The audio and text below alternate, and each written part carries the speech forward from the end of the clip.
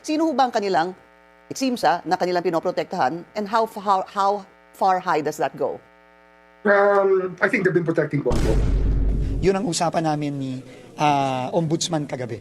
At meron na kaming plano at meron na kaming mga gagawin sa mga susunod na araw to look at those, specifically at those contracts of the Discayas during the previous administration.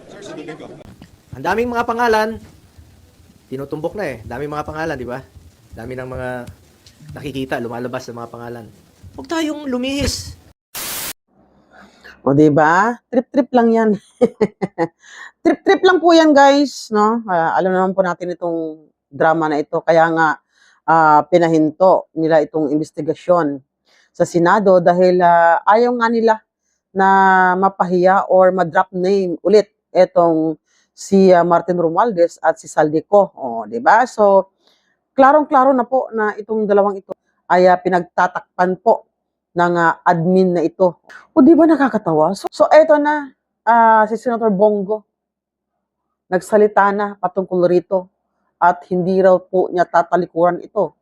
Handa daw po siyang humarap dahil siya mismo nakakaalam na hindi siya dawit sa flood control ghost project na yan. So ito yung video, guys, panoorin po natin.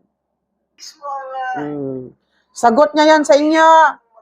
Kasuhan natin yung mga dapat na kasuhan. Kahit kamag-anak ko.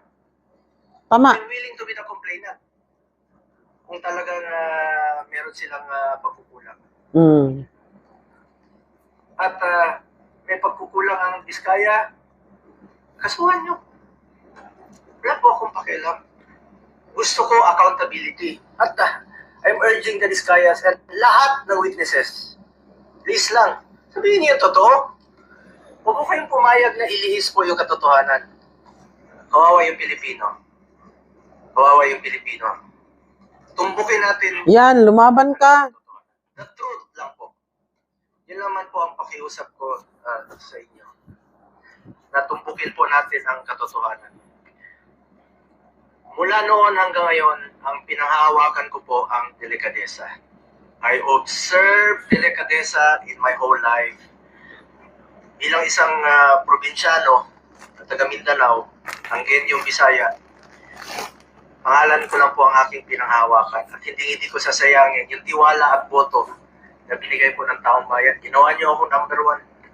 Hindi ko sasayangin yung tiwala binigay niyo po sa akin.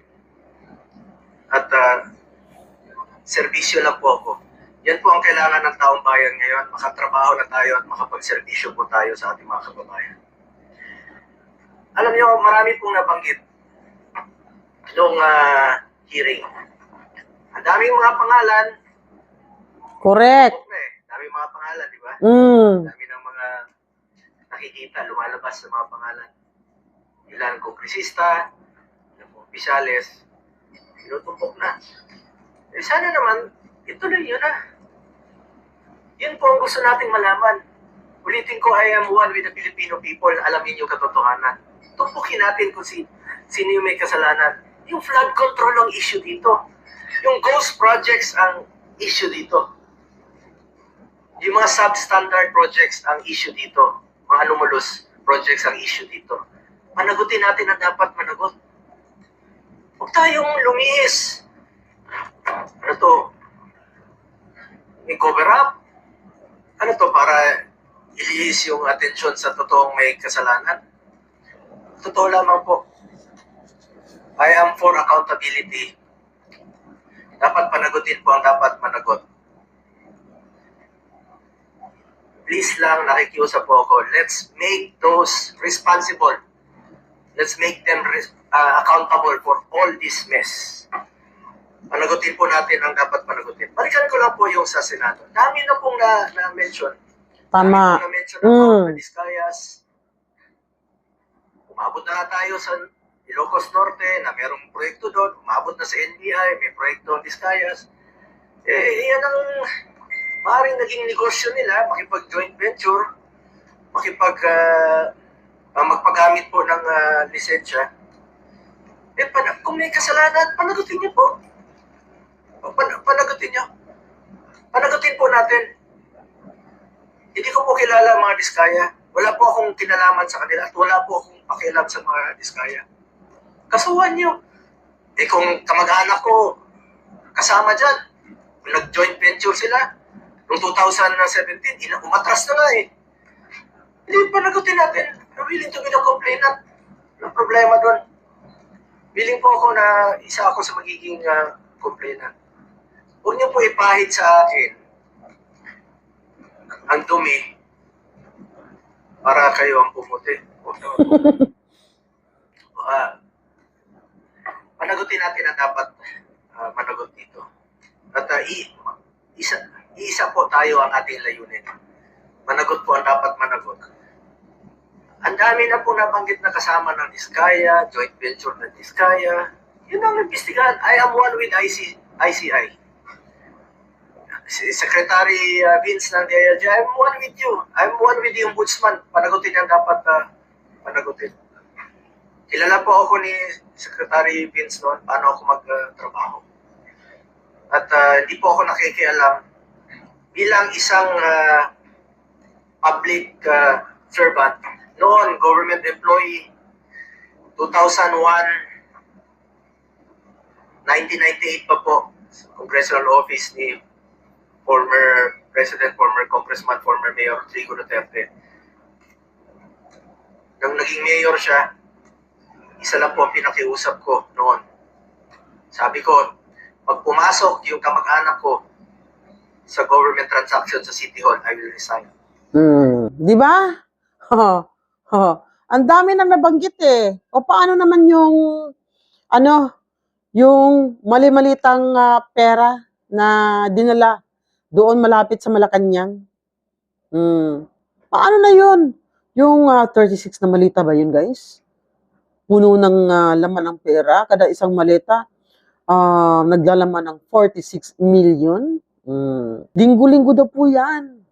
Oh, may hinahakot or may pinapadeliver na pera si Martin Romualdez at Saldico sa kanilang bahay mismo. Paano na yun?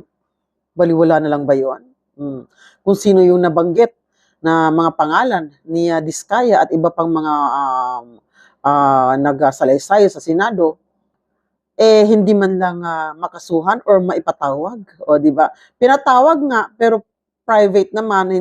Hindi nga natin alam kung totoo ba talagang inimbestigahan, di ba? O, para fair naman, dapat, itong si Martin Romualdez, humarap siya sa Senado. Si BP Sara nga, humarap nga, di ba? Nung pinatawag nila sa kamera. O, pinahiya pa nila. Di ba? Napaka-unfair, di ba? Tsaka, ang lakas talaga nila mag-trip, ano? Grabe. Trip-trip talaga. Di ba, guys? So, ano po ang masasabi nyo sa video ito? Comment down below lang po. Grabe, para sa akin. Ang lakas po nilang man-trip. Di ba? Talagang, totoo nga ang ating mga hinala na unti-unti nilang idadawit etong mga Duterte. Ngayon, dinadaan pa nila kay Bongo. Tapos papunta naman yan kay Duterte at saka kay VP Sara. Tapos kay Pulong, kay Baste. Di ba? Ganon sila katakot. Natakot sila na etong mga Duterte ay makaupo ulit sa posisyon sa 2028.